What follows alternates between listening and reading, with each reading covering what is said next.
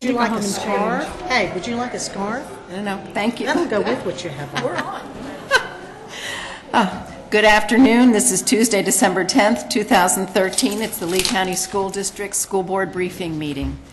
The time is 2:20. And Dr. Desamore, thank you, is presenting. Good afternoon. Dr. Graham, members of the board, I'm going to take a minute just to pull my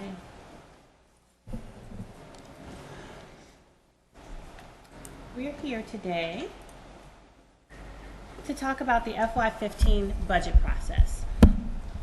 Is my mic on? Can you hear me okay? Not very well. Okay, how about that? There we go. Better. Okay. It is that time, believe it or not, to talk about the FY15 budget. We just got done, it feels like, in FY14, and we've already moved on to the next year. So we wanted to take this opportunity to talk with you all today about what we're viewing the process as, especially with Dr. Graham going to be at the helm for the whole entire process this time. Kind of take a look at what we're thinking and then get some feedback from you all in terms of what you feel the priorities should be this year or some things that you think that we need to look at. So just to give a little historical perspective of where we've been, you all know that since 2008 we have been in budget cutting mode. This current year in 2014, the budget year was more hopeful in terms of we did get that additional revenue from the state. As you all are very familiar with the story, it helped us to be able to not have to dip into reserves this year. And that was the first time in the previous 2 years that we did not have to do that. So we did get some additional revenue from the state, so the outlook began to be a little bit more positive in the budget than it had been previously to that. As I mentioned, no use of reserves in 2014. And then with the superintendent's reorganization in June when she first took the helm, we feel like that set the stage for success throughout the school district. And now we're looking at making the FY15 budget in light of the new organization, how that looks and what the priorities are for the upcoming fiscal year. So for 2015, we are cautiously optimistic. We did have a more pleasant budget year in 2014 than it had been in the previous years. We do not feel that, hopefully, budget cuts won't be necessary. We are hopeful and optimistic that that will not be the case. And when I say that budget cuts won't be necessary, it is not to say that we may not reorganize certain things in the budget, reduce some things in order to increase other things based on what priorities are, but in terms of what the fiscal outlook is, hopefully that won't make it necessary to cut more than what we would like to. We have many needs and wants at the school and department levels based on what had been going on since 2008. We've been in reduction mode for all of those years, and now we're at the point where schools and departments are clamoring for more resources in all different types of areas, but we're cautioning people that they really need to temper their expectations. We're hoping we will not have to cut, but the additional revenue that we get may not be a lot, and when you're looking at all of the different schools and departments across the district, we're going to have many, many requests for things. We don't anticipate that we'll be able to fill a lot of them, so we want people to temper the expectation, be patient, and give us a little time to kind of build back over the next several years where we had to reduce over the past. So when we're looking at the budget building process, there really are three distinct processes that we're going to talk about. We've got the school piece, the department piece, and then the district level piece. With the schools, the school process, we plan to continue to use the DRA, or what's called the district resource, or what stands for district resource allocation. That is the process that we've been using over the past several years, where we give schools an allocation of an amount of money. Some of that money is fixed, or that is, they are told specifically what they have to do with that. In other words, they have to purchase so many teachers in order to meet class size. They have to have so many ESE teachers for self-contained classrooms. They have to have a certain amount of custodial to maintain our facilities. And then they get a pot of flexible dollars that we call flex dollars that they can use and use at their discretion. We have some guidelines that they use to use those dollars, what we call the min-max schedule. We have a minimum amount of things that they're supposed to get in certain areas and a maximum amount of things that they can get in others. But within those parameters, they can work and buy the resources that they feel will best suit the needs of their building. So we plan to use that. We'll collaborate with other departments and schools for decisions on the placement of additional ESE programs. So Ms. Coots has worked with Mark Mora and members of the ESE department in order to determine where the best placement of ESE programs will be for next year and where the best places are for expansion. And based on those decisions, we'll build a budget around that. Of course, we plan on being in the growth mode next year, just as we were this year. We were looking at a close to 2% growth this year, and we anticipate that will probably be, look very much the same next year. So we anticipate growth in those programs, just like we anticipate growth in, in other areas across the district.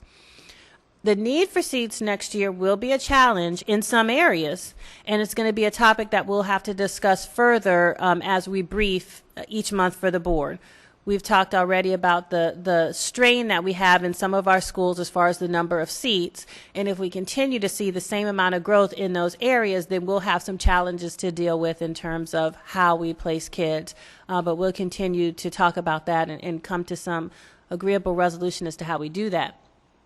And then the anticipated release of the school allocation, we're anticipating will be sometime mid to late March. That's where we've hit over the past several years. The department process, we plan on beginning sometime in January. We talked a lot about the zero-based budget process that we used last year, and we'll attempt to do the same thing in the current year to align our resources with priority and results. The need for resources is apparent, of course, as we talked about before, but we've got to look at what our priorities are and really adhere to that as we talk about where we're going to place our resources for next year. Everybody's going to want some additional things. We've really got to look at what are our priorities, what are the goals, attach those to the strategic plan, and really think thoughtfully about where we're going to put our additional resources. So we're in the process of discussing that to determine and finalize what process will we use to do that looks very transparent and that we can explain to you all that you all are in agreement with, and that we can use to kind of be the benchmark that we lay the information that we get from our departments to determine and make decisions about where we place our resources. And then the last piece of the puzzle is the district level budgeting. And what that does is it covers all of our countywide expenses and all contingencies that no individual school or department is responsible for. So we make sure that we have the school, the department piece covered, and then have to cover all of the district-wide expenses and all contingencies so that the district is not put in a bad position of not having thought about all contingencies as we go through the budget year in FY15. Now, as I mentioned, the priorities that we're looking at should align closely to the strategic plan and the superintendent's goals. And it is at this point each year that we come to the board to discuss what input you may have either into the process that we plan on using for the upcoming year, or some input on any priorities that you would like to discuss now and make sure that we consider as we go through the process. So I kind of pause at this point to see whether there is any discussion that you'd like to have, or whether you want us to go finish the presentation and then have the discussion. Mrs. Dozier. Yes. Thank you, Dr. Desamore. As we begin this process, I think that one of the things that is very important is for us to make these decisions based on data. And where do we get the data from? Well, everything in our district that we are purchasing, using, there should be some data related to that expense. If it is a academic program, then we should be able to have some means of evaluating that program and seeing if in fact it is giving us the expectation, if it is doing what it was sold to do. Okay? I think that's where you begin. That's part of the beginning of a zero-based budgeting.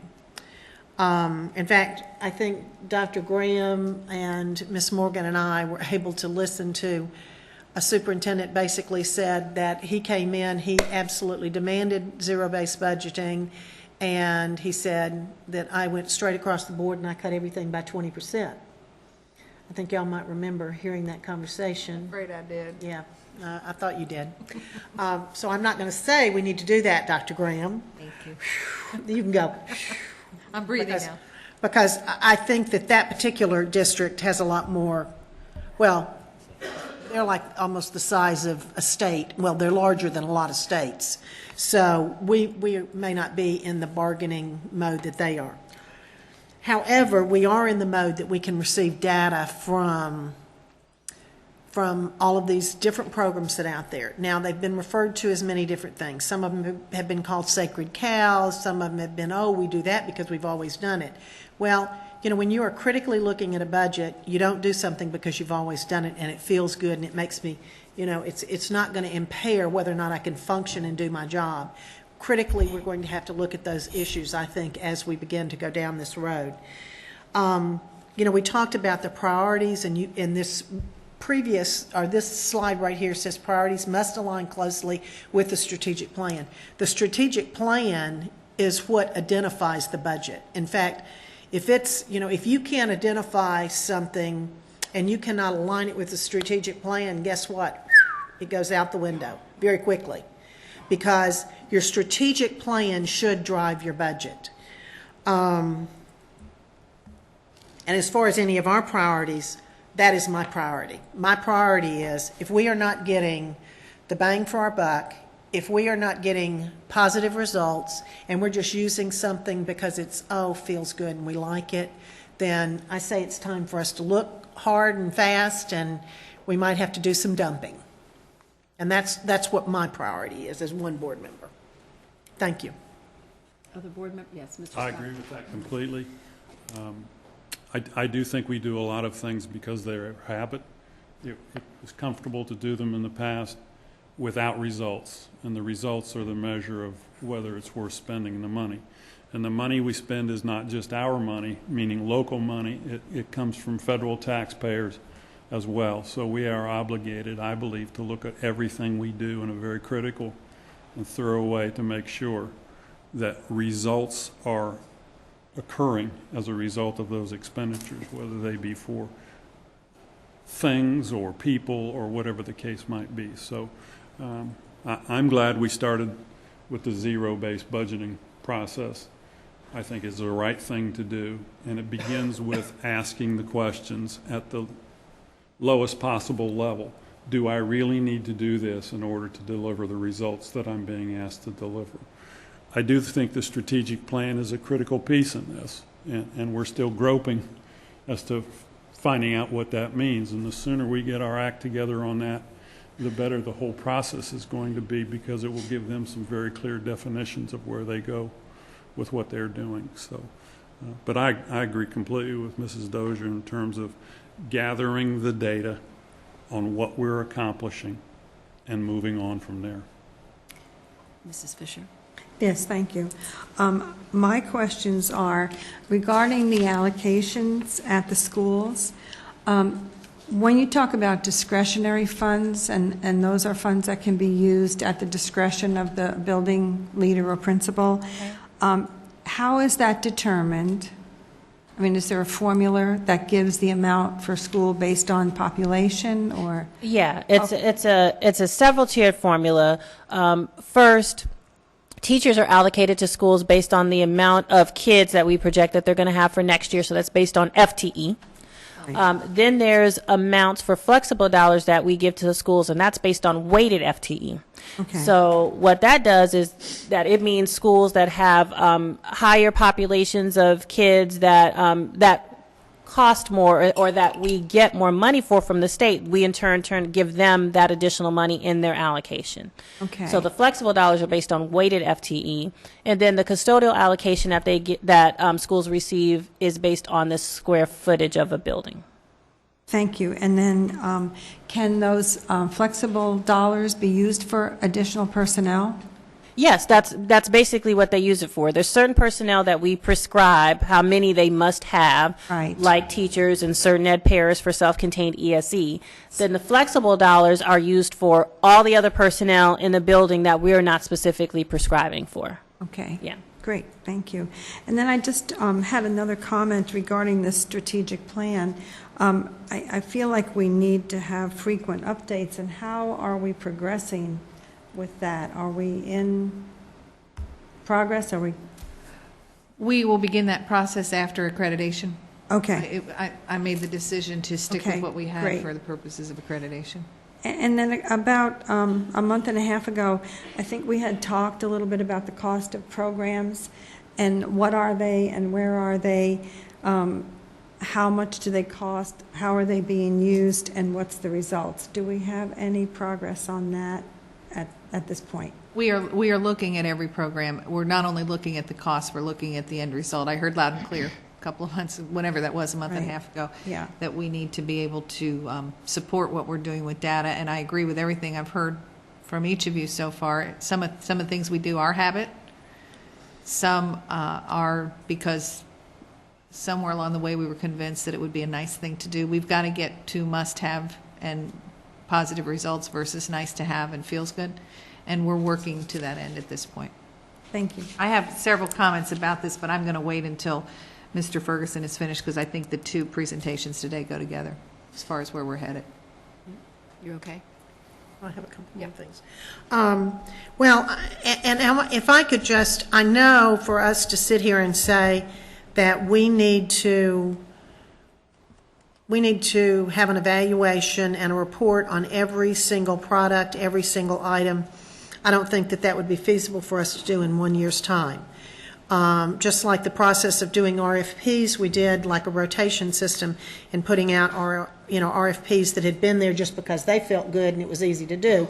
We started a process, and we're in the process now. I think that if I can make a suggestion, one of the things that might be a way for us to wrestle or get our arms around this is to look at your large ticket items.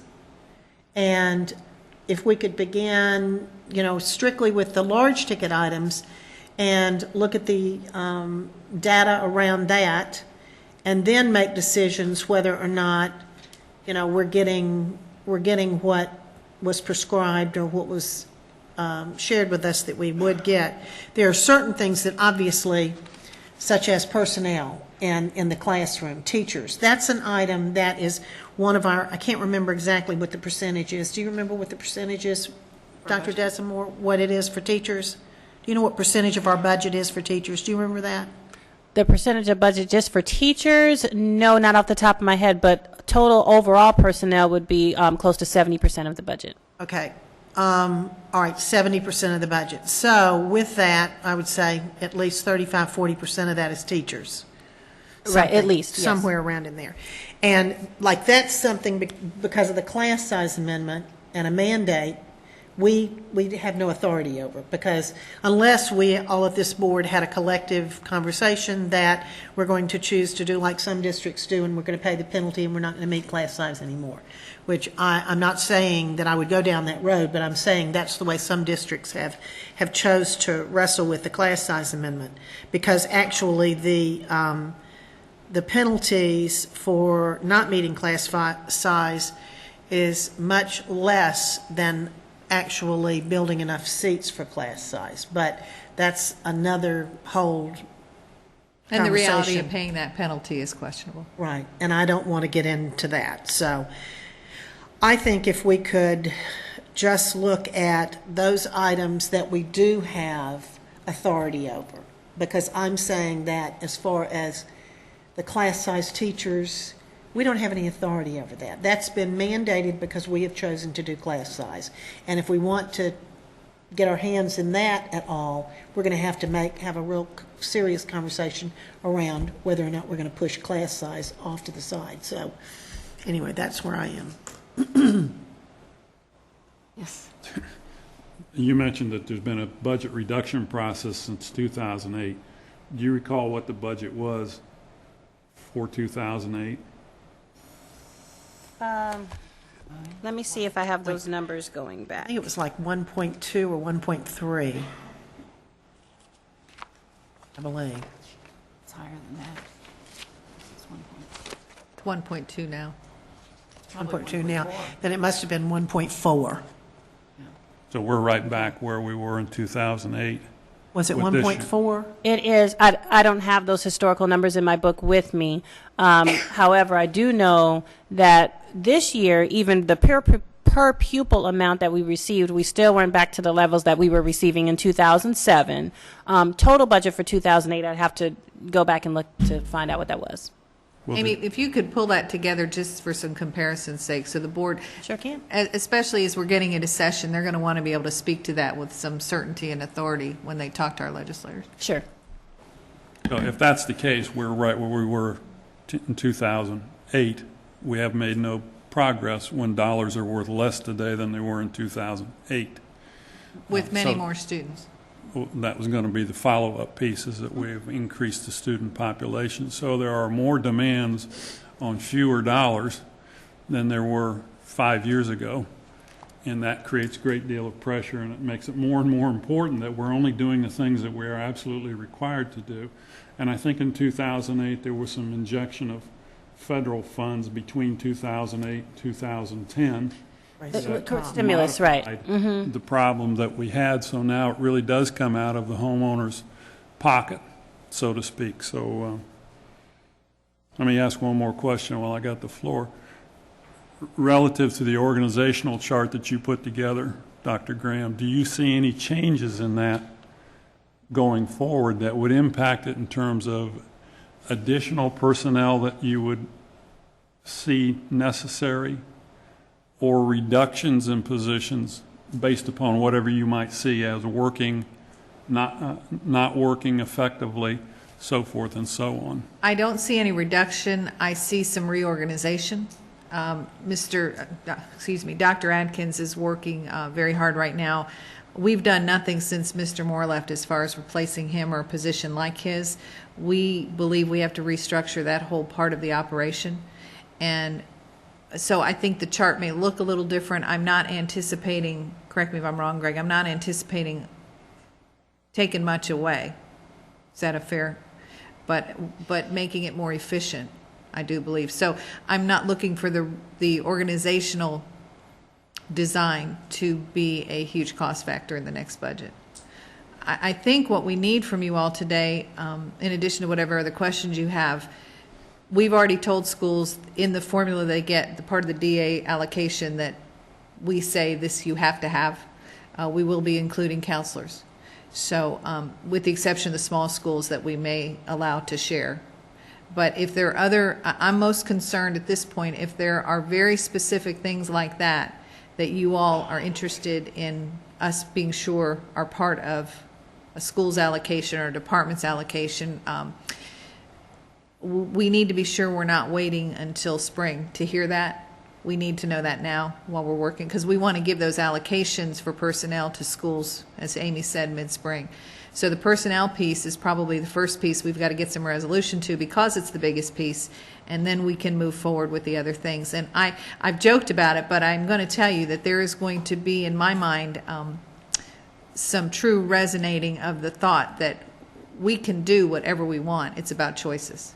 And so we're going to make some, I'm going to credit that to Dr. Desmore every time I say it, because that's what she tells me. Whenever I ask, can we do that? Dr. Graham, we can do anything. It's all about choices. And we're very clear, we don't want to touch the reserves.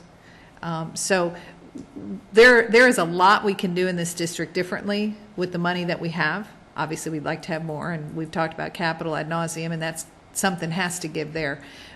But we want to make wise choices. We are not only going to look at the programs that impact teaching and learning, but we've got to look at our systems. You know, our software systems. We're looking at everything. And it's going to take time. It isn't all going to be fixed in this budget cycle, but it's the beginning. And so if you have, as a board, things that are just, you know, Mrs. Dozier's been very clear about what's important to her at this point, and you all have talked about the data piece. You had several conversations before I came about counselors. That's clear to me. It's also important to me. I have some serious concerns about how we staff some of our ESE needs and behavior specialists and things like that. So we are looking at that. That's going to be the first piece. So I'm just talking too long to say we've got to know what you believe is important in the world of personnel before we go much further before we begin the process, really. And before I turn it over to you, Mrs. Dozier, I just want to comment. The other big issue last year was security. So if any of the board members have an interest in pursuing the security discussion, I think now is the time to put that forward. Mrs. Well, Dozier? that's basically what I had raised my hand for.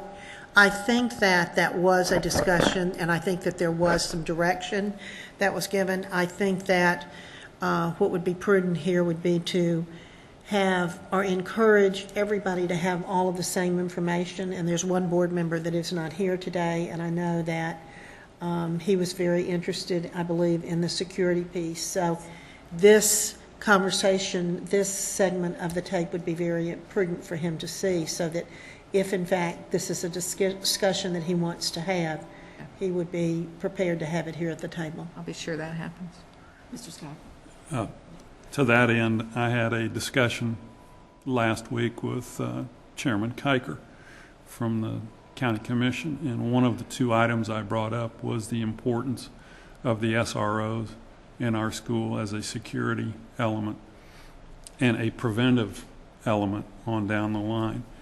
And I will tell you very frankly, I was disturbed at the response I got from him about the level of support he felt was necessary from the county with regard to SRO assignments in our schools. We're basically sharing the cost right now of SROs that exist. We don't have full coverage yet in elementary school, which I think is important, as well as doing it in the middle and high schools.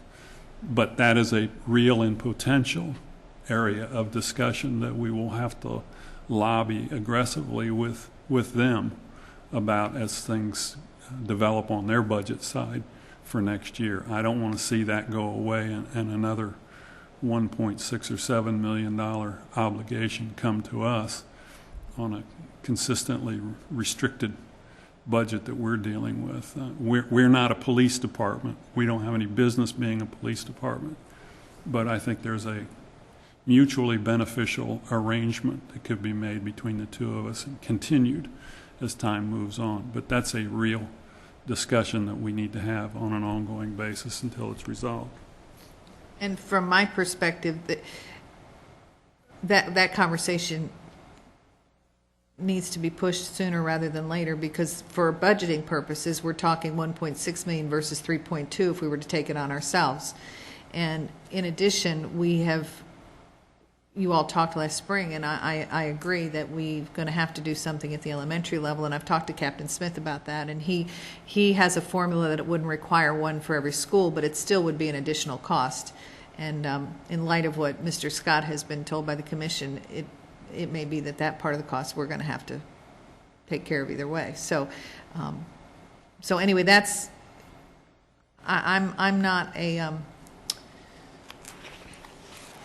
in the place to lobby commissioners, as I can certainly have conversations with the county management and have, but I believe in my role. I'm not sure, unless you all direct me to, that it's appropriate for me to hound commissioners. So that's a conversation. I think that might be one of the reasons we encourage a joint meeting. You know, they were looking for a common purpose, and that may be a direction we need to go sooner rather than later. And then the only comment I would add to that is essentially the guidance counselors and the SROs are really part of the same pot. I mean, we have to commit a certain amount of money to student security, safety, health and wellness, and we may have to decide how the money in that pot gets allocated among those various positions. Any other comments? So, Mr. Scott, I think we need to schedule a workshop, or then Dr. Graham, we need to schedule probably a workshop in January on this, or we need to arrange a meeting with arrange a meeting with the county commission as quickly as possible also. And do I do that through Mr. Desjardins, or do you all do that through? You're talking about a workshop on security workshop amongst ourselves? Amongst ourselves, Okay. but That ought to also, be step number one. Okay. So we can come out with a unified Exactly. voice yep. that can be then carried Exactly. on.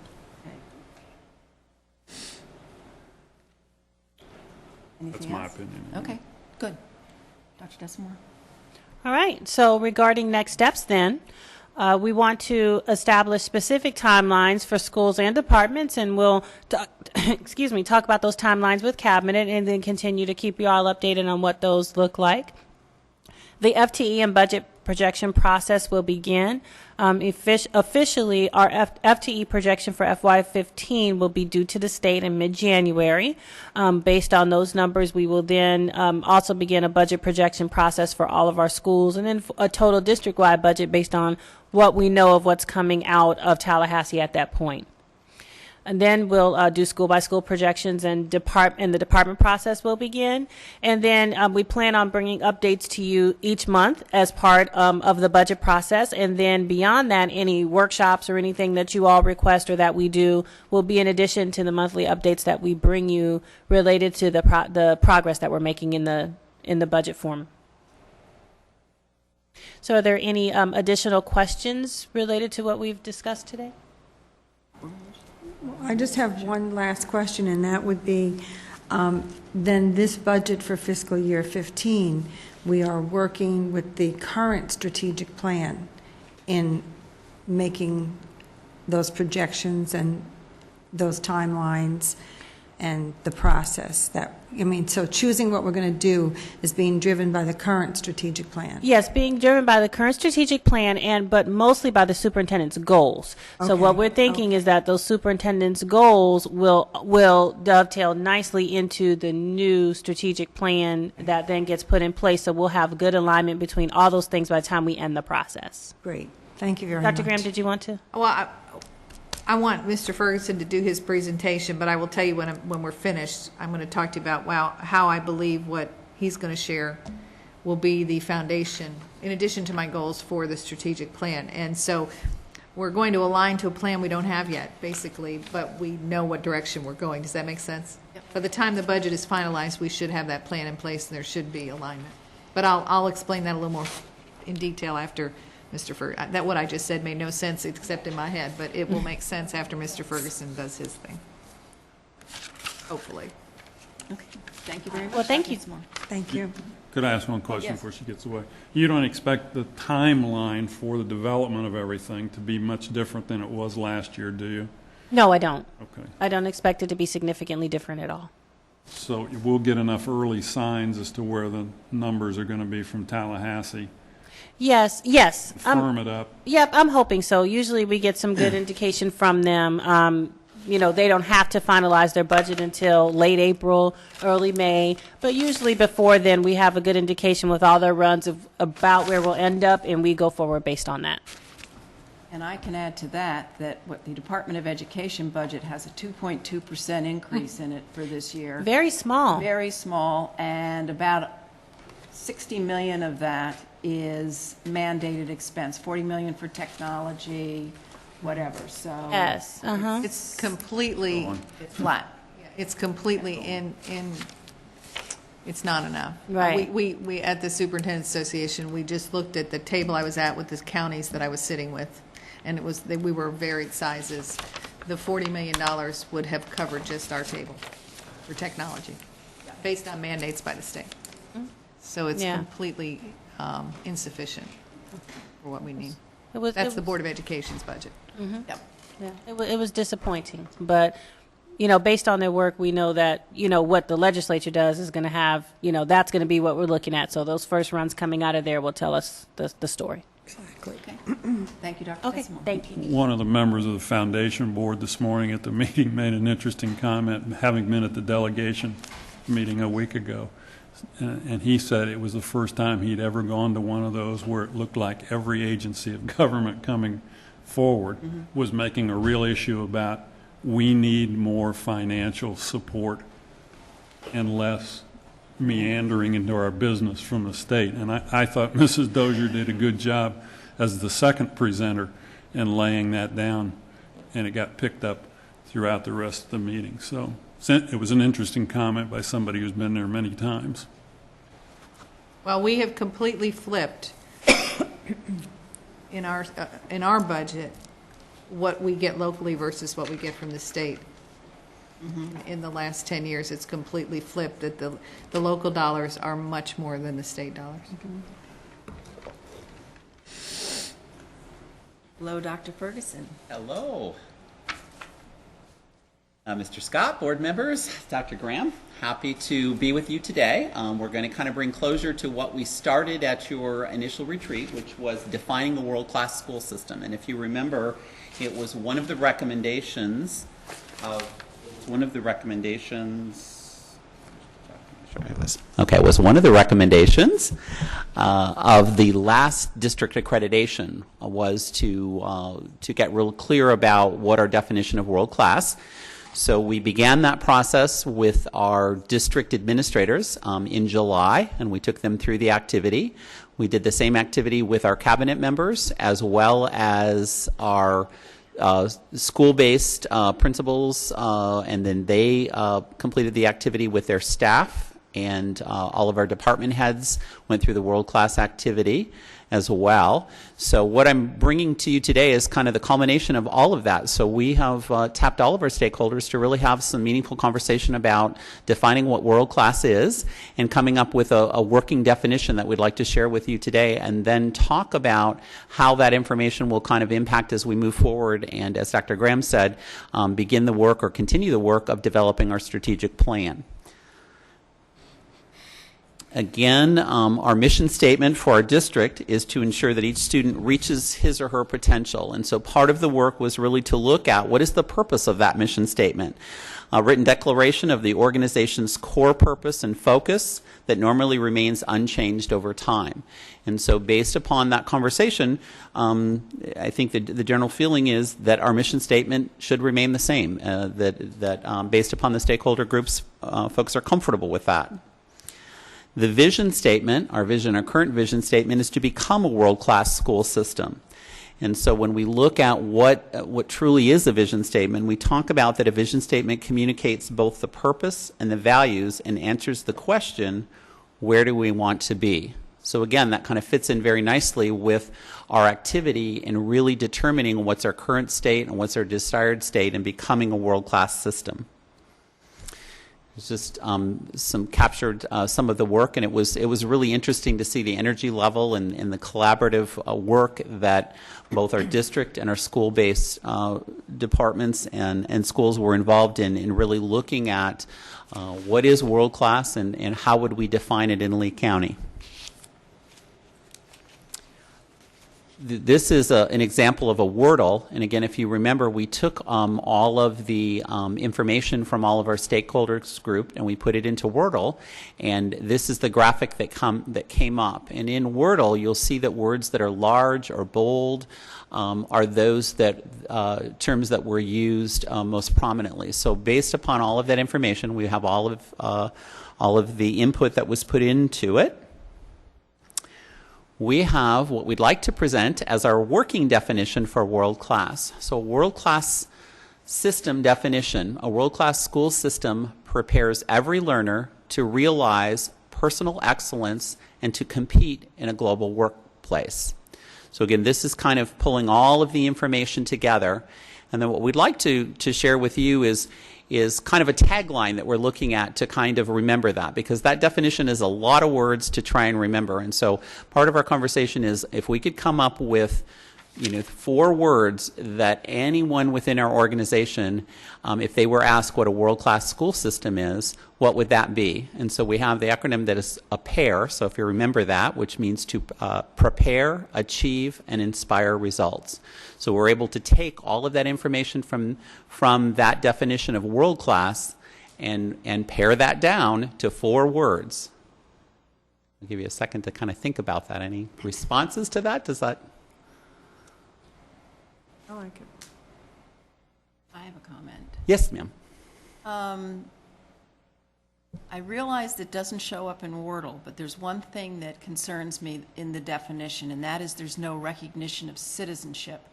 You have a personal piece and you have an economic piece, but I don't see a community or citizenship component, and I'm not sure whether people would agree that that belongs there or not, but it would be something I would expect to see. We did have that conversation as a cabinet and as a district leadership, and the thinking is that the personal excellence would include citizenship. but it's not blatant, so I can understand why the question would be there. Other board members? I think that's a good call out. It seems to me that there's a great emphasis on getting out of here, getting into the world, Yeah. and not enough about this is where I grew up, this was my home, this is my community. What can I do to become a vital part of this, not just in a work world, but in all those things that create quality of life for a community like this. Does that make sense? Maybe that does. follows up on what you're talking about. And it makes sense no matter where you are. You build a community. It's not just where you've come from, but that dedication to building a community where you go. Okay, let me, how about if we do this? Let me take you through the next few, which take each of those words and then tries to kind of define that. And then let's see if that, if the citizenship part that you're talking about and the community connection falls within that. And then I think that will kind of help lead our next conversation. When we look at prepare, and again, this is based upon input, the idea of preparing students is the idea to think critically, to lead, that's the leadership, and I see some of that community piece in that, to meet and exceed standards, to enter the workforce, to compete globally, and to leave their footprint on society. Achieve, when we look at the achievement piece, are the desired outcomes, personal excellence, impeccable communication, increased engagement, balanced resources, and efficient systems. Inspire results through leadership, through high qualified staff, through technology, through personal commitment, and through financial resources. Okay, let's go back to the conversation about the citizenship and the community part. Do you see that in any of the information?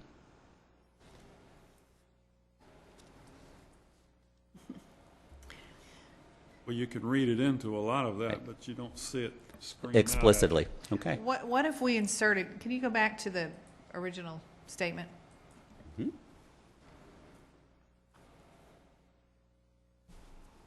Personal excellence and community commitment or commitment to community, something like that. I mean, you want to see, or do you want to, what do you want to see? Do you want to see commitment to the community? Do you want to see active citizenship? I'm not sure where you're headed. Well, I'm not certain either, but I will say that I'm also looking at prepare, achieve, and inspire results. And frankly, before we pursue this, I would like to have a workshop on it because I'm not necessarily confident or comfortable with some of these. But I'd like, Well, what that's, if you don't want to talk about it today. well, we can if we have the time, sure. Well, this is it for Through them. the, Okay. I mean, that's up to you all. Well, I've done the talking, so let's hear from Mary, Mrs. Okay, Fisher. yeah, thank you. Well, if a picture is worth 1,000 words, then you look at the pictures that have been displayed here, and they certainly show community involvement. I think part of what we're talking about also may be that character development, because people of good character are involved in their community. They are good citizens. They are responsible. And so, when we look, I just looked back a little bit at the Wordle, and then I went back up above world-class activity to become a world-class school system. And when I look at that Wordle, and I see the words standards, global, excellence, and world sticking out, and the word students, which students are the center of our business here. They're the center of our school system. It's our worker, it's our customer. The students really have to be where we pivot around. And I'm throwing another monkey wrench into it, Ms. Morgan, but we want to develop character in our students so that they will be good citizens. And I just had a parent say to me the other day, her last son is graduating from college, and she said, and now I want them to think, what can they do to give back? Because they have taken a lot out of this community. And I think that's what we're looking to have happen. How do we put that into words? I think we do need to have a conversation about that. I'll just tell you the reason student is not in that statement is because we want this to be a system definition, and there is more in this system than students. That's why we opted for learner, and we had a lengthy discussion about that as a work group. Right. But that's why learner is there, and I pushed it probably harder than anybody. I want everybody in this system to be a learner. Otherwise, we're not a professional learning community. Yeah. And so what I want to avoid is that this definition and this verbiage become just something about the students, because the ownership has to belong to everybody, and there has to be a sense that whatever we're doing, we are doing for every person in the system. So that's just I'm not defending it or not defending it, just giving you information. Learner came from a lengthy discussion about who is this really for, and it's for the entire system. So that's why it's learner. But just so you know, that's why student isn't in that statement. And I love that word learner, because I think all of us are learners, whether we are teachers or paras or that's the bus goal. drivers. We're learning consistently. I was just talking about the Wordle. You know what I mean? Yeah, I like the reference to it. Yeah. So, and we are. It's lifelong learning, and it is what happens with our kids in the school and with our workers is that development of the personal excellence, the character, that then leads them to be able to contribute to their own community and compete globally. And whatever the catchline phrase is, Mrs. Morgan, my goal is that no matter who we ask in the system, if somebody, because it was the first question you all asked me, what does world class mean anyway? I want everybody in the system and in the community to be able to say, well, that means, and I want it to be so quick that they can remember it. So prepare, achieve, and inspire results is what we came up with. I wanted something that we could also, just because this is what educators do, I wanted something we could turn into an acronym so people would remember it. And PAIR, it's PAIR. Now, what is that? Prepare. They could remember what the PAR. So we're not married to this, but I just want you to know there was rationale behind every bit of it.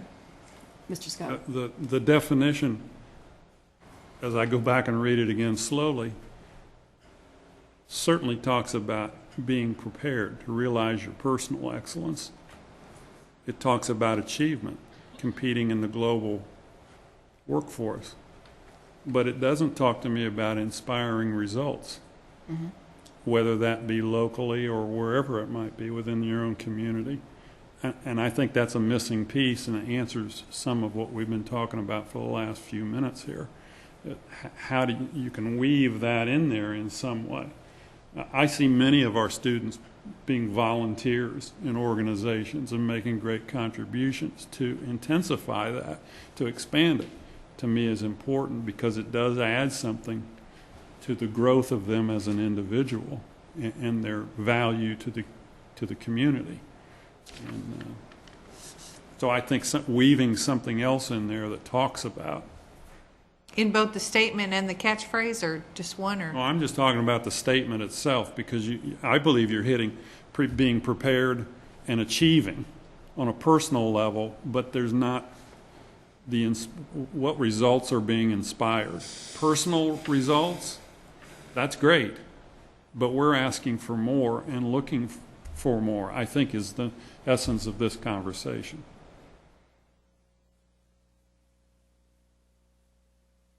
Yeah, I Does that read. make any sense to you, Tim?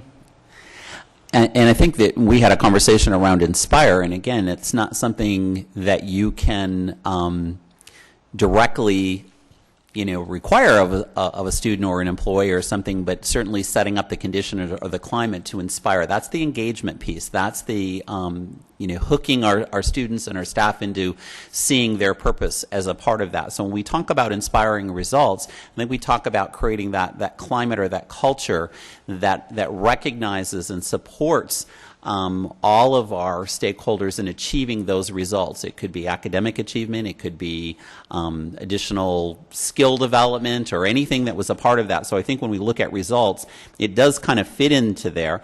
I'm wondering if maybe after personal excellence, we might add citizenship as a part of that, if that's something that we feel like we want to make sure is out there. So learner to realize personal excellence, citizenship, and to compete in a global workforce. Mrs. Dozier. Well, as we look at the vision and we look at the mission statement, the mission statement, as I see it, a very crucial part of it was left out. And I'm looking at this new little activity sheet that you gave us, but it's as Yes. well on here. To ensure that each student reaches his or her potential. His or her potential to me is, I can have one potential that I'm just satisfied with it. I can have another potential that I'm only satisfied with my very best. And that was one of the things, the way I raised my children, that was what I did in the classroom. I tried to instill excellence in every student, that they would only be satisfied with their very best. And I would always ask that question of my children. If they brought home a C or a D, I would say, did you do your absolute best? Was there anything that you could have done to have altered this situation? And, I think that we're leaving something out here. Because highest, we are defining what our expectation is. In your mission, you define what you want. I don't want a student to leave this system and say, I could have done more, but I just fooled around and I just didn't do it. And I'm going to tell you, I'm going to use my child as an example of this, which I don't usually like to do.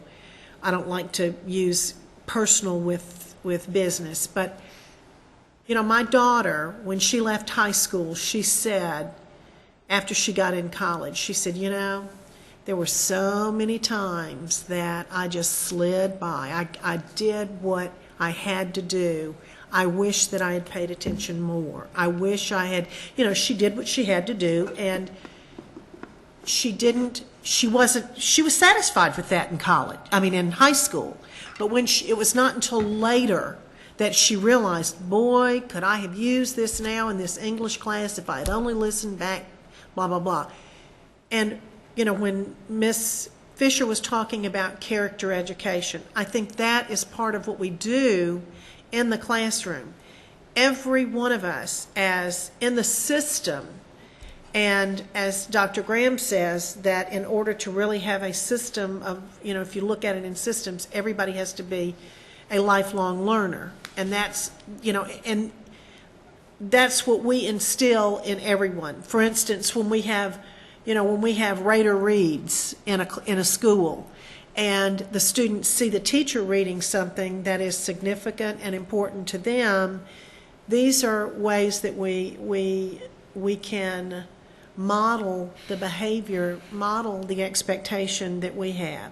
And it's okay for us to tell the kids, I'm not satisfied with this. I don't feel like this is my best. I'm going to go back. I don't like this lesson. I don't like the way it's turning out. I'm going to go back and I'm going to refine it a little bit. And then we're going to go over this segment again in class.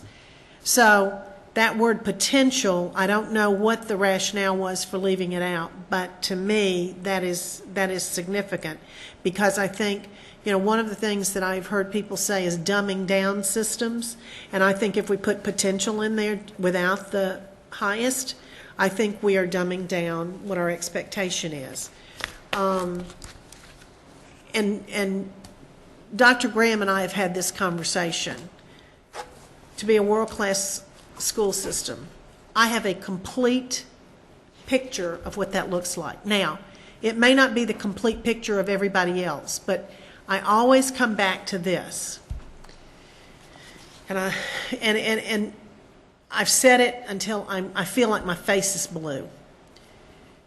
You know, all of a sudden, the president walked up on the pad, the space pad that they were sending, you know, putting rockets on to go to the moon.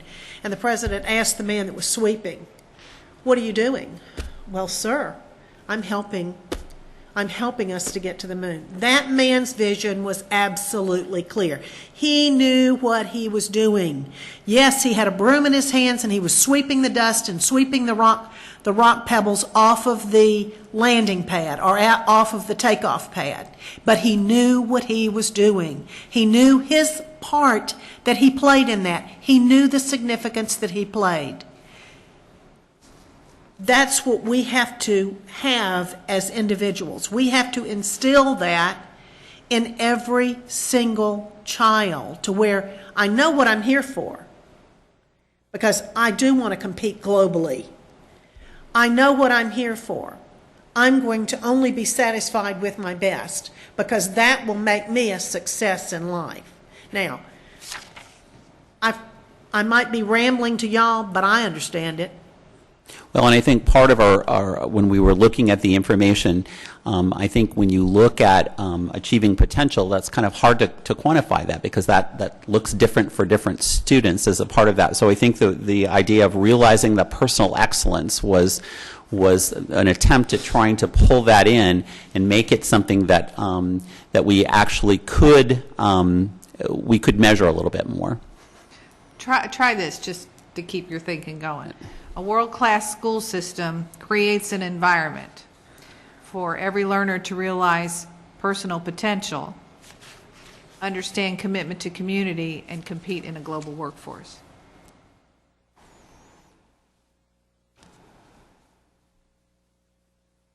So rather than prepare, create an environment where they do that on their own, basically, which is where we're headed. Thank you, because that was the next comment I was going to make. This reads, prepare, achieve, and inspire results reads to me as an adult goal, an adult vision, not a student vision. And the way you phrased it, the phrase, it sounds more like it's motivated from the student point of view. I mean, I recognize that it's got to bring everybody everybody in the system is part of this. So if we change the phrase, obviously we'll change the catchphrase if we change the actual definition. But let me try this again. A world-class school system creates an environment for every learner to realize personal potential, commitment to community, and to compete in a global workforce. And then we'd have to work on finding some words that would cover that instead. So what's our mission? We'd have to think about rather than prepare. I'd have to think about that a little bit. But potential, potential could be in there. Board members? Mr. Scott? Well, what we read at the beginning of every meeting is the mission. And there are words missing from that one Right, right there, and it is maximum personal. highest personal potential, which goes right back to putting it on the individual as it should be. So I don't know whether that was just Tim wanted to keep it on one line or...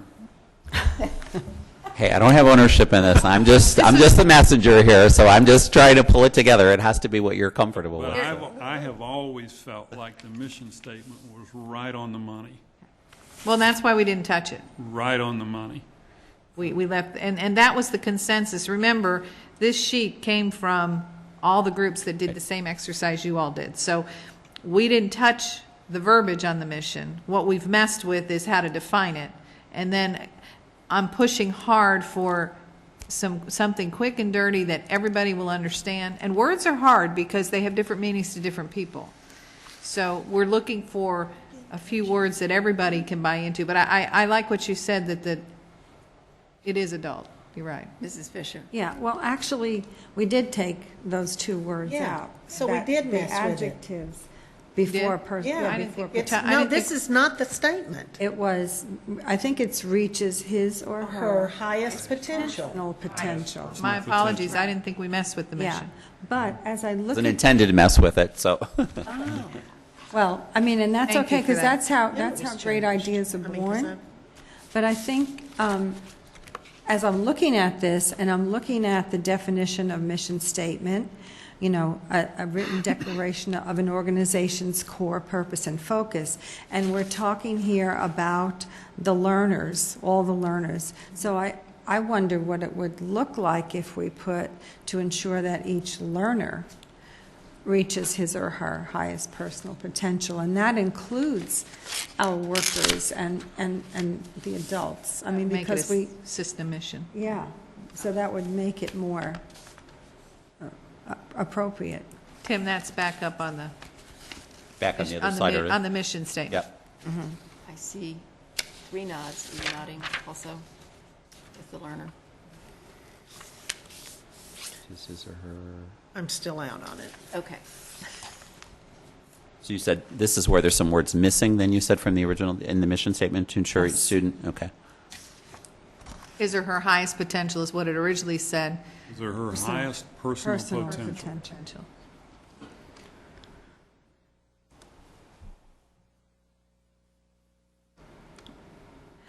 And I like Mrs. Fisher's idea to replace student with learner, and that gives consistency between the two statements.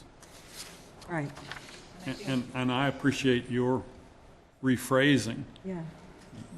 what world-class is, because it makes a great deal more sense to me than we want to be a world-class school system. You're describing what that really means to the individual learner.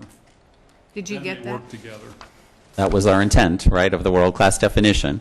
So now, what I'm hearing is that you're going to change a word in the mission statement? Well, I don't think they've gotten full Okay. agreement. Okay.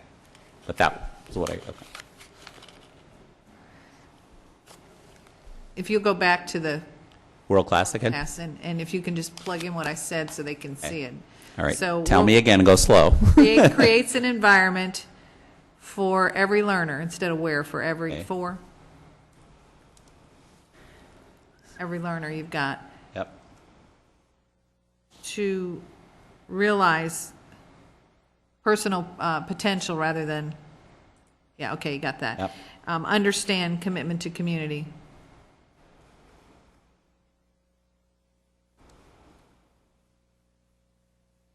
And to compete in a global workforce. But would have to be Okay, competitive okay. rather than to, right? Oh, no, to realize, to understand. I'm just trying to grammatically, to understand, to compete. If I could make a suggestion for future meetings, if there is some way that we can connect what he is doing now with what we're looking at on the screen so that we can read it, because I can't see that. And I'm one of these that have to see it, hear it, touch it in order for it to comprehend. And I'm wondering why it's not down there. Well, sometimes it is down there. Yeah. And I don't know why. We haven't had stuff down there in a long time. But there is a way for us to, because I know we do it, I mean, in other meetings that I'm in, it may be that we may have to go off agenda and go onto the computer, but, I mean, I'm sitting here waiting for mine to, and then all of a sudden I realized it's only Got it. happening over there and it's not happening here. And I mean, I can't even read that.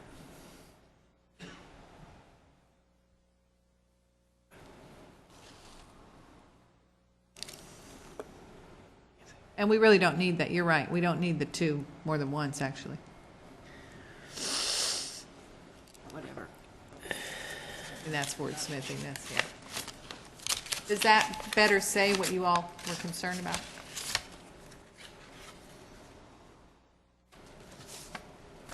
Realize person. It does for It's me. down- There it is down there. If that helps at all, if you can see it. Okay, my question would be, where are we going to see the definition? The only place, well, because you've got your mission, you've got your vision. So where is the definition going to be plugged in so that everybody will also be able to see that? Well, my thinking is this will be a poster that's in every classroom, in every building. It'll be all around here. But the only official place would be on the strategic plan. And then any documents we choose to include it on. But our vision remains to be a world-class school system. And that's what people see. But when they want a definition, I'm thinking in official documents where we talk about our strategic plan, it would be included. But that's why I'm looking for that catchphrase. So when we're all out there just talking about being a world-class system and people don't really want to hear, well, that means we're going to create an environment, blah, blah, we can say, here's what it means.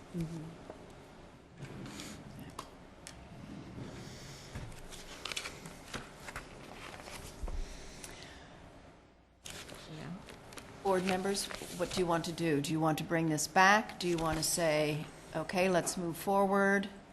But do you want to go through the rest of the conversation that Dr. Ferguson has and then come back to this and make certain once we've been through all of the steps that... I think that's a great suggestion.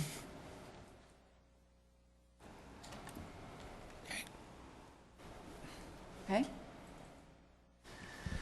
Okay, then the next part of the process was to look at the data that was gathered regarding current state and desired state. And again, you have hopefully it reached you, but you should have a handout that kind of looks at a compilation of all of that information. On the left side of the column, you see current state, and on the right side, we have desired state. And when we took the data and started to kind of analyze the data, we thought that it might be helpful to put it under the different divisions. So you'll see under teaching and learning, operations, business and finance, and school development, those key points that came through all of our stakeholder groups with regard to current state. And then if you'll look over on the right side under desired state, we took the information from current state and then tried to craft that into, based upon the information, what would be our desired state. So we can go through each of those if you want to do that, or you can have just some time to kind of look at it.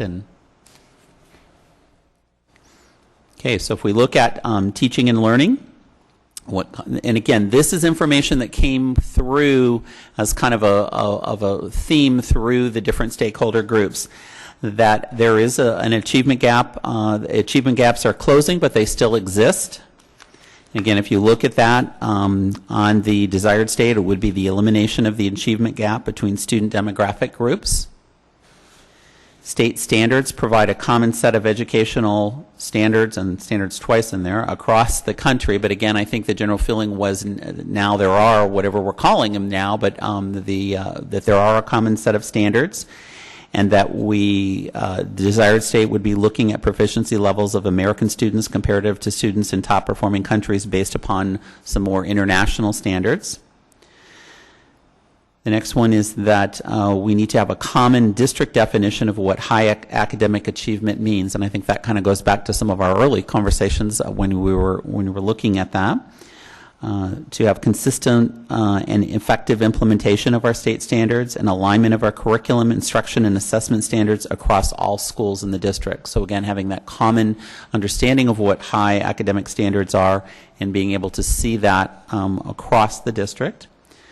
The next one is the variable of time for learning is lacking in our educational system. And again, part of the information that came back was the expectation that all students reach the standards, but we seem to, time seems to be the constant now instead of the variable.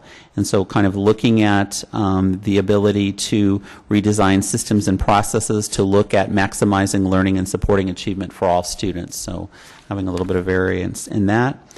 And then the next one was broad teaching versus mastery of critical thinking skills. And again, that kind of supports the increased rigor that we're looking for in instruction.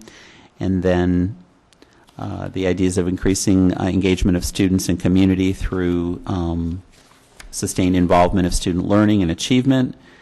And then the idea of a consistent implementation of the viable curriculum, so that that's the constant for students, clearly defined levels of mastery. In the area of operations, we looked at communication through the district lacks consistency.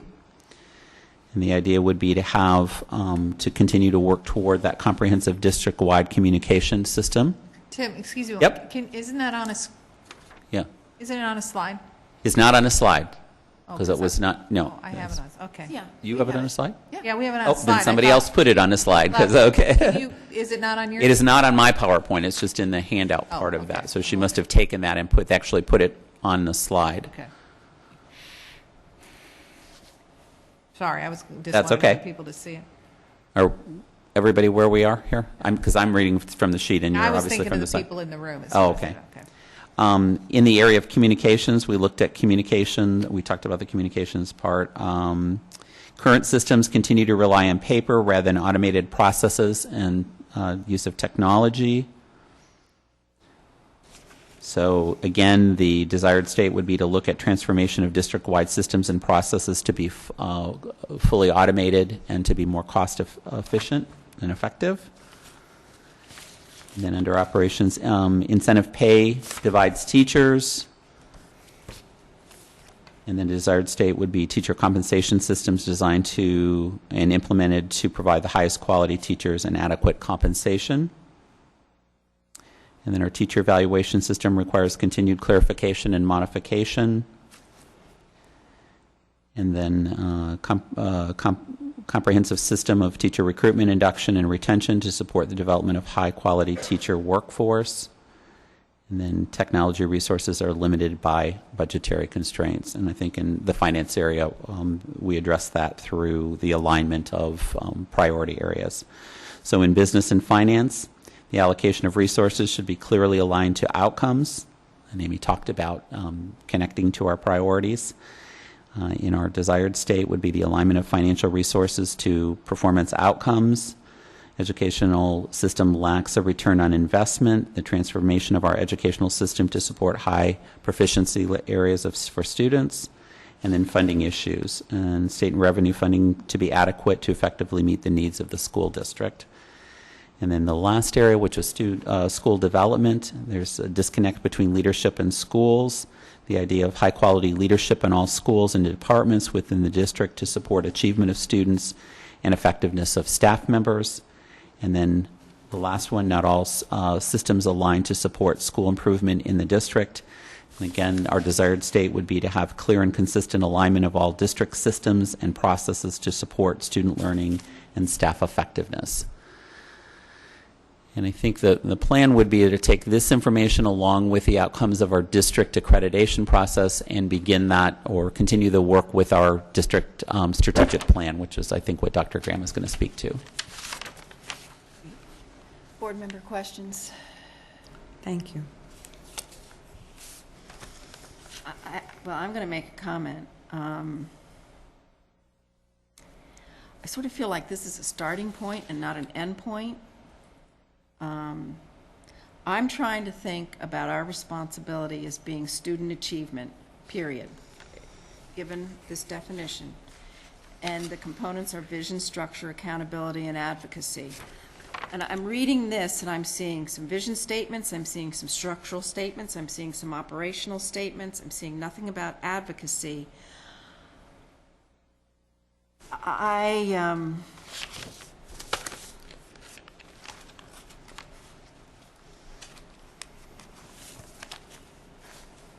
I'm not comfortable, I guess, with this as a roadmap, I have to say. But it's a lot of information, and I have to And look at it. And I want to hear what other board members think. You know, your reaction to this document. could I give you one response Sure. to that before? Yeah. This is not intended as a roadmap. This is a report of what came from going through this process with anybody that has a stake in our mission. And basically what this represents, and remember, you all are in this, where we believe we are right now and where we ultimately want to be. And I don't think anyone who's been involved in this would argue that our number one priority is student achievement. And I believe that that's, if I were queen of the world and was going to create the budget the way I believe it needs to be created, nothing would be in the budget that didn't address student achievement, which goes back to what Mrs. Dozier talked about. Everybody, the custodian, the bus driver, everybody would understand that their role impact student achievement. And so that would be the roadmap for me. This was never intended to be anything except we told you we'd come back when we finished talking through with everyone what we believed world class was. And we do need to have something in place for accreditation purposes, and I think for accreditation purposes, this document will work, because what they want to see is, have you had the discussion? They're not expecting us to be there. They want to know that we've talked about, if you say you're going to be a world-class system, what are you talking about to get there? So just use the word roadmap, and I want you, this is not anything close to a roadmap. Because you're right, it's all over the map. Mrs. Fisher. So it's a work in progress, and the first thing that came through my mind when I started to look down at the current state and desired state was, we want to increase the rigor in what we do. So we're looking at a lot of the processes and curriculum and instruction and assessment and standards and all that. But someone once said to me, it's really important when we look at the rigor to also look at the relevance, and then in order to pull that together, you need the relationships. And you knew what word I was going to say, because that's the piece that I see missing here. We have to work together. Nancy says we're all in this together. Teams at schools and teams downtown, and all of us, including our parents and those members of the community who are a tremendous support to us, have to have those relationships in order to make those things happen. So I don't know how we kind of knit that in there, but we're a people business. And I think we have to show that when we market ourselves and when we brand ourselves, that we are a business of people. Mrs. Dozier. And I couldn't agree with you more on that, Ms. Fisher. I was going to say we're all in this together. And one of the things that I have said, and I've said it repeatedly, and I've said it, I think, now with the fourth superintendent, somehow you have to be able to get the unified message, and everybody has to be able to be together with a clear vision of what the expectation and end result is. While it's in the world of technology, there is a way to get a message out instantly, very quickly, so that everybody will have the same information. We have got to have a means or a mechanism. And, at one point I said, I know some districts have, like a beginning of the school year, they have a rally of all the employees, and community members are invited, and you basically lay out the plan and put everybody with an understanding of what, the expectation is, what the goals are going to be for the year, what the language is going to be used, or what the message that everyone is going to have is. That's one way of getting everybody on the same page, because everybody hears it at the same time. Everybody has the opportunity to hear the same information at the same time, same venue, and questions if you have any concerns about you don't have an understanding of it. Now, how do we get to that? I don't know, but that's why you get paid the big bucks, Dr. Graham, so that you can figure that out. And we have community members, and when I say community members, I'm talking about parents, I'm talking about businesses, I'm talking about our community, which our community are all of our employees. We also have students there. Everybody's there, so we all understand. One of the things that some of the schools are still doing is they're doing data folders. A lot of our schools, that was a significant, sustainable plank, if you will, that we put in place that a lot of schools saw the benefit of. And when I say data folders, they basically, the kids wrote goals for themselves, and then they started keeping data on how they were achieving their goals. that's a quality organization. At some point, we're going to figure it out, I have no doubt. At some point, that teacher that's in the hallway and you say, why are you here? That teacher is going to say, because I'm here right now.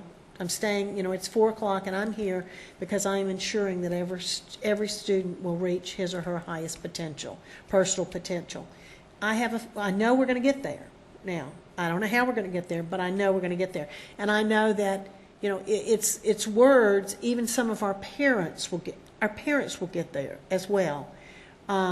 Because every one of our parents care about their children. Every one of our parents send the best child that they have every day to us.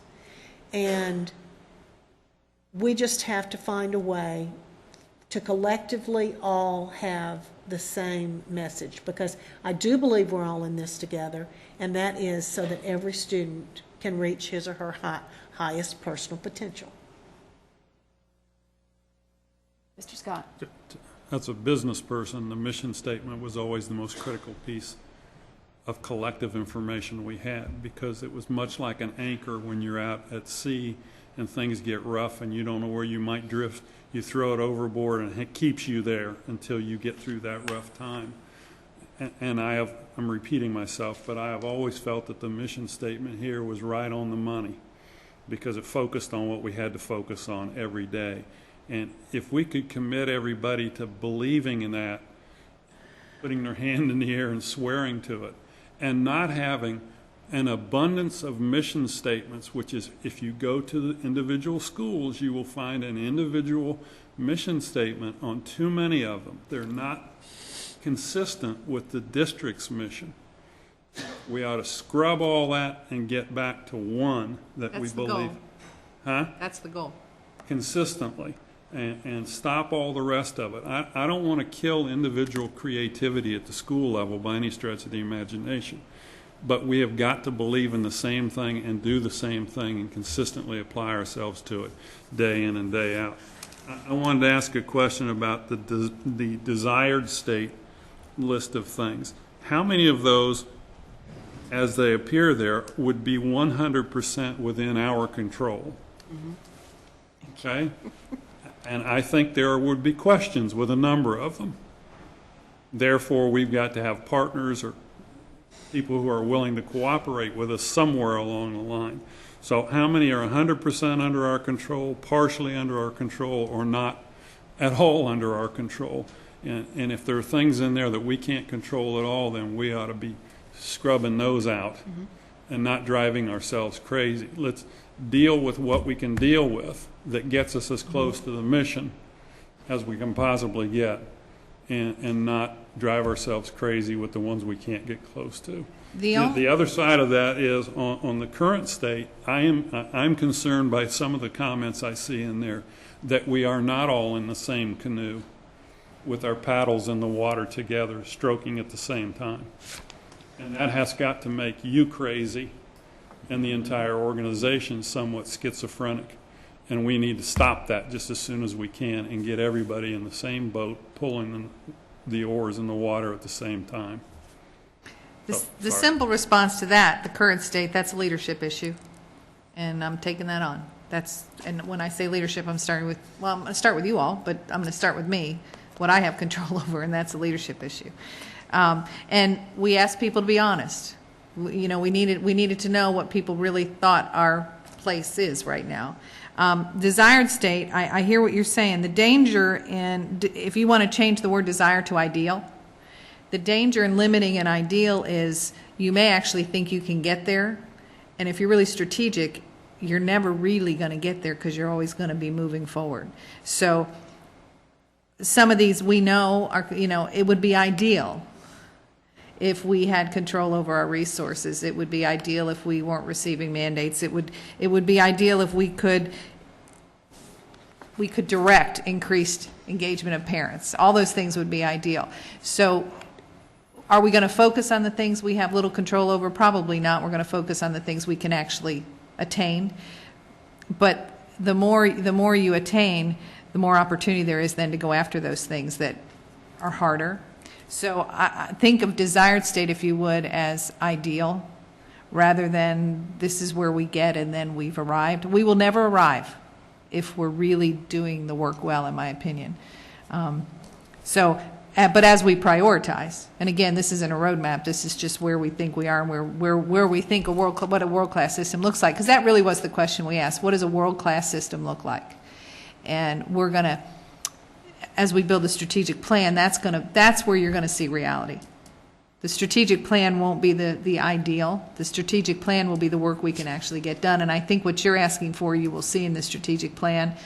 But I would hate to stop us from, this came from you all, it came from administrators, it came from teachers.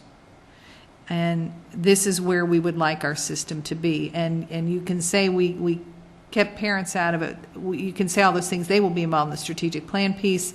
And we will, as we work to this end, obviously we will be bringing them in. But I think it's our obligation to determine what we are, we're the system. And so when we went through this, we went teachers, and I do believe we involved at the school level the entire staff. Did we Support not? staff, Yeah, yes. it was also That support. activity was- Because we yeah. want, and I keep going back to that example because it's such a good one, we want everyone to see their role within the system. Because I think, even though I know that I'm at the top of the chart and I'm responsible for everything, work-wise, I think in a circle. I don't think hierarchy until the rubber hits the road and I have to jump to hierarchy, but I think in a circle. And when you're in a circle, if there's one person missing, the circle is broken. And so if we're really in it together, the circle can't be broken. And so when we talked about this, we wanted to include everyone in a schoolhouse. And that's what we did. So that desired state, you're right, a lot of it isn't within our control, but ideally, that'd be an awesome system. Strategically, it'll look very different. You'll have the reality stuff in the strategic plan. I just don't want down the line, because we're talking about 10,000 people who Right. have to get with this whole thing. We're turning a yacht on a to dime. confuse those at the bottom saying all of these things are of Yeah. equal value and ability to accomplish today, when in fact that's not the case. But it doesn't mean that they shouldn't be somewhere on the list. Right. Maybe they're not an A priority, but they become a C priority, and when the A's and B's are accomplished, it becomes much easier to kill the C's off. Exactly. Yeah, I think we're saying the same thing. And I'm also wondering, I want to go back to something that was said just a few minutes ago. Maybe this phrase that I'm dying to have is as simple as, we're in this together to ensure that every learner, if we can go to learner, every learner reaches his or her highest potential. Maybe it's that simple. That's easy to remember. It's not an acronym. That might be healthy for us to not have an acronym. I don't know. But that's easy to remember. And so that's something just to throw out there, that would keep the mission at the forefront in a way that everybody could remember. And I don't know that the definition, beyond people understanding it, is necessary that it be able to be said. I do envision I'm thinking 11 by 14 everywhere in every room and every building that has that definition, along with whatever our catchphrase is. So, maybe it is that simple. We're in this together to ensure that each learner reaches his or her highest potential. That's just for a thought. Questions? Mrs. Dozier. Well, I just have two words: sustainability and footprint. When we do a mission statement and when we do a vision statement, it should be something that is sustainable and something that leaves a footprint on everyone. Like you got a footprint right on your forehead. I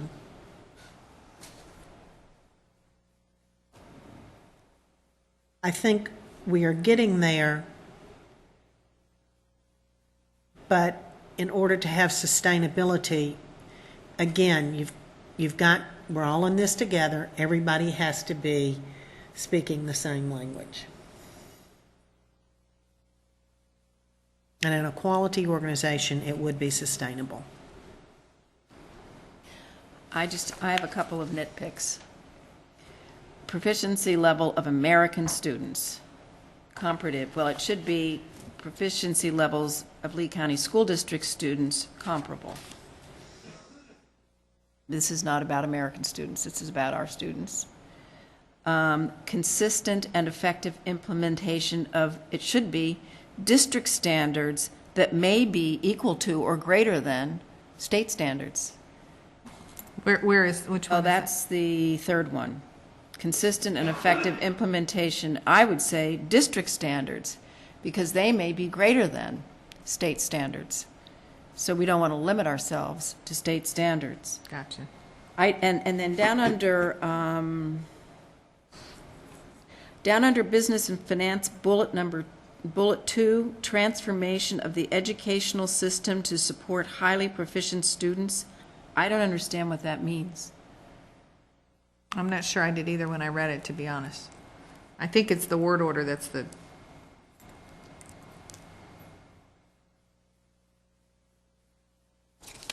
I think it was just intended to look at that current state and to craft something that would, because I think it's a systems question. I think it's looking at the alignment of the system resources to focus in on proficiency of students. Again, this is just trying to pull information from all of the stakeholder groups together. So.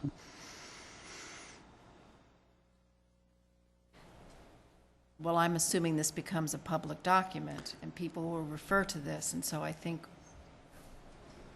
This was just an activity. I don't think this was just... This is the yep, culmination this of is the just activity. a summary of the world-class activity. That's it. I get it, but I also hear that it's in place of or to supplement our shabby It's a strategic plan. in my mind, and this is just my mind, which they all keep telling me they can't read, and I'm a little disappointed, but in my mind, this is intended to be a springboard for conversation when we begin the strategic planning process, Okay.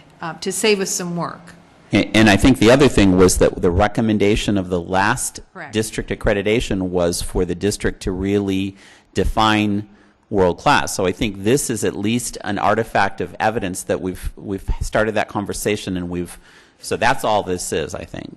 Okay, I'm slow Okay, to get that's- there. okay. Thank you. That makes sense? Yeah, Okay. okay. So I want to be clear on, do you want us to come back with a different definition, or are you comfortable with just inserting the, changing to create an environment and insert the commitment to community? Do you want us to, you all need to be okay with whatever it is we're going to put out there to the district, because I'm just going to say it out loud, we are finished having individual mission statements. That's not how a system is built. And as far as the quality organization, I was here when we started that, and, No, you weren't. well, You were here as a principal, but not downtown. No, I meant in the district. And so I want us to get back to that. I want us to get back to that because it's the only way we're going to move forward together. Because if you're truly a quality organization, everybody's going in the same direction with resources, ideas, all of it. Mrs. Fisher? Yeah, and I want us to get to that too, but I don't know that we ever got to it to get back to, because I don't know that it ever got all the way down the pike and that everybody was on the same page. So I'm hopeful that we can reach everybody by using a common language and letting people know their value and their importance in the piece that they do. Well, I want you to go back to the language we use every day when it comes to the mission statement and not eliminate those two words, because I think they're critically important. Which And- two? Personal Highest- potential, highest- highest personal. Highest personal potential. And then your restructuring of the vision, I thought was on the money as well. And Definition. I'm Yeah. very comfortable with that because it means, to me, it means something. Okay. You're talking the definition of a Correct. world-class system. Okay. And Mrs. Fisher, you're on board with that, as am I am. I. But Mrs. Dozier, you were not confident. Do you No, want to it's bring not, it no, back? it's not that that's not it at all. Please don't make an assumption. What it is, I have clarity that it is a definition. And so what I'm hearing is that the vision and the mission statements are going to be the same, with the exception of personal, highest personal are going to be added, which they were there. And then there's going to be a declaration or a definition, if you will, of what it is. I don't have a problem with that. What I have a problem with is how we're going to get everybody with the understanding of what my role is. If I were to walk out in this hall right now and I would just pull somebody off to the side and I'd say, "What are you doing?" I would like for them to tell me whether it's that they have a broom, whether they have walking down the hall with papers. I would like for them to have a clear knowledge of why they are in this organization. And we will get there. Yeah, we will. I just don't know exactly, I don't know exactly what the road's going to look like, but I know that we're going to get there. We're getting closer. We're getting closer. You know, and I'm just going to, this mission statement and this vision have been around for a long time.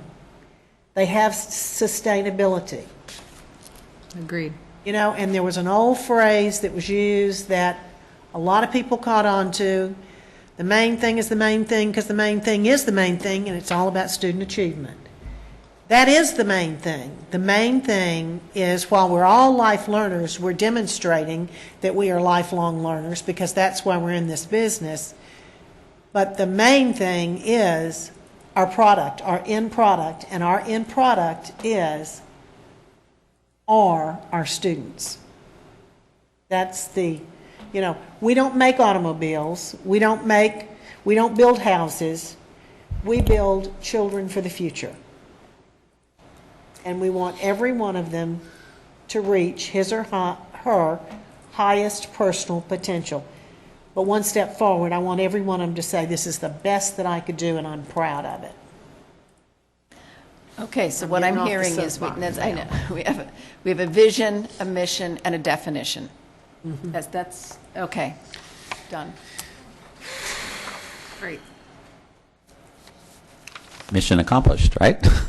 We have a definition now that we can work from. And I think that was that was the intent of the entire activity. So I think I muddied the waters looking for a quick way to just a say few it. words, but we'll work on work that. on that. Okay. All right. Thank you so much. Thank you very much. You. Any public comment? Do you have any cards? No, ma'am. No? I do not. Does anyone in the audience wish to make a comment? Hearing none. Take a motion for the meeting to be adjourned. You don't have to Oh, vote. no motion needed? Okay, we this don't vote meeting at is this adjourned. meeting. Looking to, at 3:57.